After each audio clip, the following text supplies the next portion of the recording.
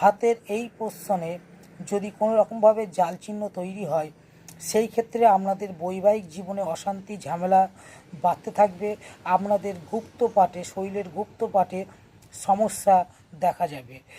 সেই সঙ্গে পিতার জীবনে একাধিক সমস্যা আসতে পারে।